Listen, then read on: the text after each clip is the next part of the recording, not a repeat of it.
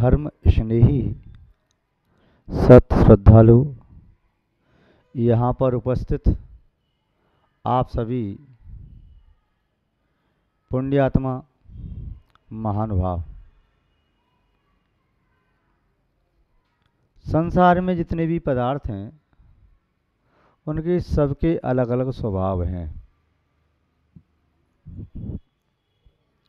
जिसका जैसा स्वभाव है उस स्वभाव को अन्यथा कर पाना बड़ा मुश्किल और असंभव सा प्रतीत होता है। बुंदेलखंड में एक कहावत है, जी को जौन स्वभाव जाय ना जीतें, नीम न मीठी होए खाए गुड़ गीतें। जिसका जैसा स्वभाव है वह स्वभाव से जाता नहीं है। नीम का स्वभाव कड़वा होता है। यदि नीम के पत्तों को पीस करके गुड़ और घी के साथ भी खाएं तब इसकी कड़वाहट रहती है। मिर्च का स्वभाव चरपरा होता है। मिर्च को खाएं नहीं। यदि कोई महिला मिर्ची कूटती है, मिर्ची की चटनी पीसती है और उसे हाथ से समेट करके कटोरी में रखे तो उसके हाथ झंझना जाते हैं। मिर्ची का स्वभाव ऐसा है। यदि फ्रीजर में से आइसक्रीम निकाले, हाथ से निकाल के रखे तो हाथ ठंडा हो जाता है। यदि कभी लोग कोयले को सिकड़ी से निकाल के बाहर डालना हो और चिमटे से भी पकड़ें तो ऐसा लगता है जल रहा है, हाथ से पकड़ें तो हाथ भी जल जाता है। तो जिसका जैसा जैसा स्वभाव है उसका स्वभाव ऐसा होता है। उसके स्वभाव को अन्यथा करने के लिए बड़ा मुश्किल होता है।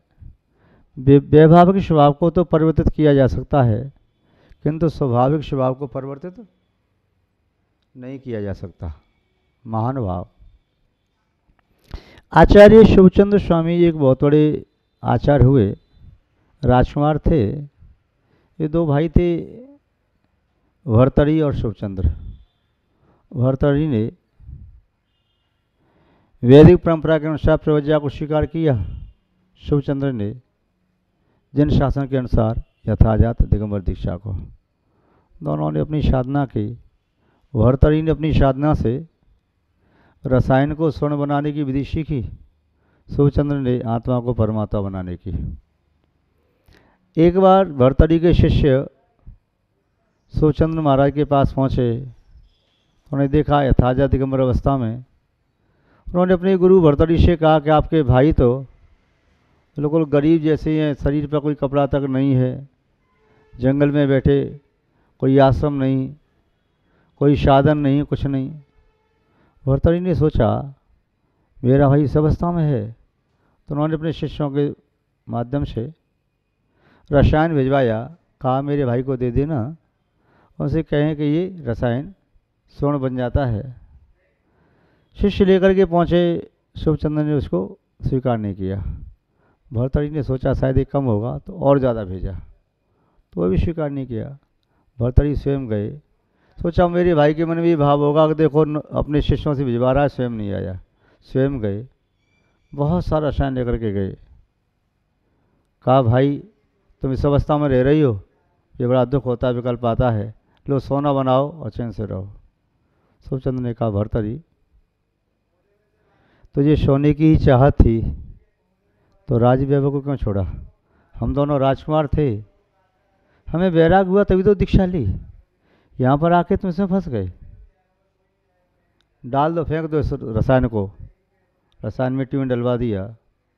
भर्तृहरि को बहुत दुख हुआ। मैंने जिस महीने से 12 साल में रसायन को सिद्ध किया और मेरे भाई ने यहाँ डलवा दिया। उन्हें शिवचंद्र उनके चेहरे के भावों को ताड़ गए और उन्होंने अपने पैर की धूली उठा करके सामने फेंकी। उन्होंने कहा देख सामने क्या है, पूरा पहाड़ी सोने का हो गया। तो ये सोना चाहिए तो ये ले जा सोना। लेकिन सोने की घर में क्या कमी थी, महलों में क्या कमी थी? क्या इसी के लिए तूने गृहत्याग किया था? भर्तृहरि को बात लगी। तब वह स्वयं भी शिवचंद्र के संबोधन से वह प्रतिबुद्ध हुए, आत्मबोध को प्राप्त हुए। उन्होंने यथाजात दिगंबर दीक्षा लेकर या जैसे भी अपने कल्याण को प्राप्त किया। शिवचंद्र ने अपना कल्याण वैसे किया। दोनों भाई अलवर के पास स्थान है, वहाँ मिले थे, शुभचंद्र और भर्तहरि। वहाँ पर एक पास में गांव पड़ता है, इसका नाम आज भी है भर्तहरि का मठ, और एक दूसरा गांव पड़ता है, उसका नाम है थानागाजी। शुभचंद्र वहाँ रहते थे तो उन्हें दिगंबर देख करके उनके भक्त भी थे। तो एक था नागाजी, नागाजी में नग्न साधु, दिगंबर साधु। एक थे दिगंबर साधु और एक थे भर्तहरि। तो एक थे दिगंबर साधु नग्न बाबा और दूसरे भर्तहरि। तो उनका स्थान जहाँ था, जहाँ साधना करते थे पहाड़ की चोटी पर, वहाँ पर पहाड़ भी आज भी है। तो वहाँ पर समीप में जो बस्ती बस गई, तो एक था नागाजी इस स्थान से। अब वर्तमान काल में एक था शब्द तो लुप्त हो गया, उस गांव का नाम आज है थानागाजी। वैसे क्या था, एक था नागाजी, एक दिगंबर साधु थे तो दिगंबर साधु को नागाजी। तो एक था नागाजी, दूसरा भर्तहरि। तो आज भी गांवों के नाम हैं थानागाजी, एक था को कर दिया तो थानागाजी, दूसरा भर्तहरि, दोनों गांव पास पास में हैं। उन्हीं शिवचंद्र महाराज ने ग्रंथ लिखा है ज्ञानार्णव। ज्ञानार्णव ग्रंथ में उन्होंने माना कि ज्ञान का समुद्र उड़ेल दिया हो, 12 भावनाओं का कथन किया है, 5 महावत 5 सम्मति, ध्यान का बहुत अच्छा कथन किया है, एवं साधुचर्या का कथन किया है। संभव है वह ज्ञान का समुद्र उन्होंने अपने भाई भर्तहरि को संबोधन देने के लिए किया। वे ज्ञानार्णव ग्रंथ निस्संदेह ज्ञान का सागर है, जैसे ज्ञान का महासागर हो, जिसमें ज्ञान की लहरें उठ रही हों, जिस ज्ञान की लहरों से अंदर कूड़ा कचरे का नाम निशान नहीं, वे लहरें समुद्र के अंदर के कचरे को अपनी लहरों के साथ बहा करके किनारे के बाहर छोड़ दें और नीचे रत्नों को छुपा करके रखें। ऐसे ही ज्ञान का सागर है। इस ज्ञान के सागर के रहते हुए कहीं कोई भी मन में विकल्प, विकृति, विकार, वासना नहीं आती और अंदर में गुण रूपी रत्नों का समूह इकट्ठा होता चला जाता है। उन्होंने लिखा है सज्जन दुर्जन के संबंध में, विद्या विवादाय धनम मदाय शक्ति परेशान पर पीडनाय खलस्य साधुर्विपरीतमेतद् ज्ञानाय दानाय च रक्षणाय। मानभाव आचार्य महोदय लिखते हैं, विद्या विवादाय धनम मदाय, विद्या विवाद के लिए, धन अहंकार के लिए, शक्ति दूसरों को पीड़ा देने के लिए। यदि किसी दुष्ट के पास विद्या प्राप्त होती है तो विद्या को प्राप्त करके वह विवाद करता है, संवाद नहीं करता, अपना अहंकार पुष्ट करता है, दूसरों को अपमान करता है, दूसरों का तिरस्कार करता है और अपनी तर्कणा शक्ति के माध्यम से, युक्ति के माध्यम से, विद्या के माध्यम से वे अच्छी भली सभा में भी विवाद पैदा कर देगा।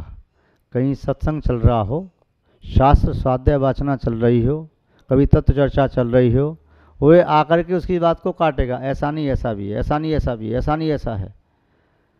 वह एक नई बात छोड़ करके जाएगा, विवाद करने लगेगा।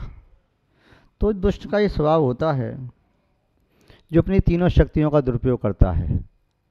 विद्या का प्रयोग कभी आत्महित के लिए नहीं करता, विद्या का प्रयोग कभी परहित के लिए नहीं करता, विद्या का प्रयोग करता है तो अपने अहंकार के पोषण के लिए, दूसरों का तिरस्कार और अपमान करने के लिए और विवाद पैदा करने के लिए।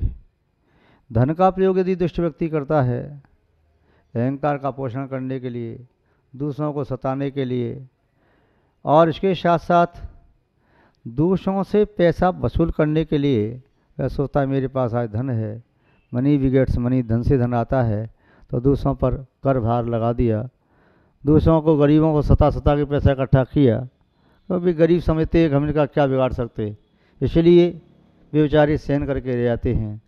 तो जिसके पास पैसा होता है, दुष्ट के पास, दुष्ट का पैसा दूसरों का दुख देने वाला होता है, दूसरों को कष्ट देने वाला होता है।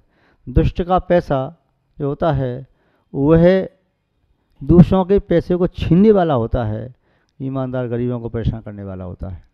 वह कुछ कहेगा, कुछ देखेगा, कुछ सुनेगा, कुछ सोचेगा, कुछ न कुछ करता रहेगा।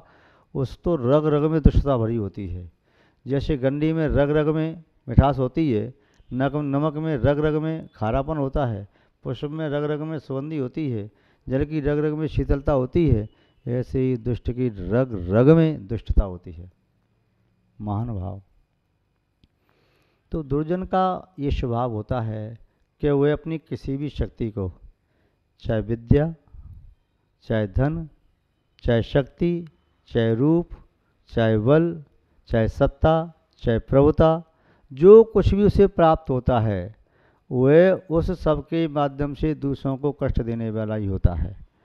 दुर्जन के पास जितनी भी विशेषता बढ़ती चली जाएंगी, शक्ति बढ़ती जाएंगी, वह उतना ज़्यादा ही उसे पाप कमाएगा, उतना ज़्यादा ही दूसरों को परेशान करेगा।